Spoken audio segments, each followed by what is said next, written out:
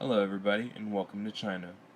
China was first unified into a single country in 221 BC by Qin Shi Huang, the first emperor of China. Qin Shi Huang started the Qin dynasty, which lasted 15 years, but in this short time, the Qin dynasty set the standard for future dynasties to come. During the Song dynasty in 960 to 1279 CE, also known as the Golden Era for China, the Song dynasty grew China's economy and technology evolved. The country in this period became the first country to use paper money, and the Silk Road was developed. In the early 1900s, the empire fell into a civil war, leading to the rise of the Republic of China, which lasted from 1912 to 1949. In 1949, People's Republic of China came into power and replaced the predecessors, the Republic of China and the United Nations. Following World War II, the leading party, the Nationalists, had weakened their military due to the fighting with the Japanese, and the communist regime staged a takeover and forced the Nationalist Party into Taiwan, which is currently a democracy but is not officially a country due to threats given to them by the Communist Party and the Communist military force. The People's Republic of China is a communist regime that was led by Mao Zedong until his death in 1976 and has remained communist throughout the years, and even though it is officially recognized as a democracy. The communist regime has held its power in the country by force and corruption. China takes education very seriously. Most Chinese students must attend school for at least 9 years, known as the 9-year compulsory education, and is state funded, but this is only for high population areas in southern parts of China. In most small towns in China, they do not have enough money to even build a school, so they have to improvise, most of the time against the Chinese Communist Party. One instance is a cave school in northern province of China. Most villages can't afford the modern necessities, so one village decided to make the most out of their cave and furnished it for their school. The school was used to educate all children in the village, and even some in the surrounding villages.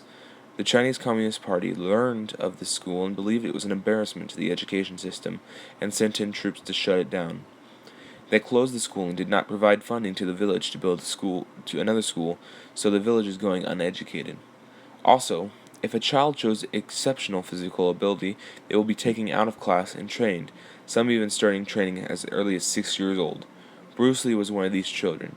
He trained day and night, not receiving any formal education from the state. He trained so hard he fractured a bone in his leg, and the instructors told him to keep going for 3 more days till his leg began turning blue. Then they took him to the hospital and gave him a leg cast, but that didn't end his training. Until the cast was removed, he was required to train his upper body. Men hold a more prominent role in society. Although women have equal freedoms as the men are respected more and therefore hold more higher paying jobs and government jobs. There's a large gap between the rich and the poor in China, and in some parts you can see people living $250,000 penthouses, and others living like they're in a third world country with no electricity or even running water. Most of Chinese government is corrupt and run by private interests. If you find yourself disagreeing with the wrong person, you could end up in prison or dead. Most companies in China are run by the state or have the CEOs tied to politics. China's military is notorious for hacking into foreign countries' governments, agencies, and businesses. They do this to take information. When they hack businesses, they steal blueprints and designs to give the Chinese companies to compete with the lower labor costs and lower quality and safety standards. China can produce more products for cheaper than the competition. Some might think this is legal, and it is, but unlike America, when you fill out a patent for a product, it is usually recognized internationally in China, but except in China, where it is first come, first serve. Whoever files the copyright first in China gets to use it no matter what the brand, like Michael Jordan shoes or technology like the iPad.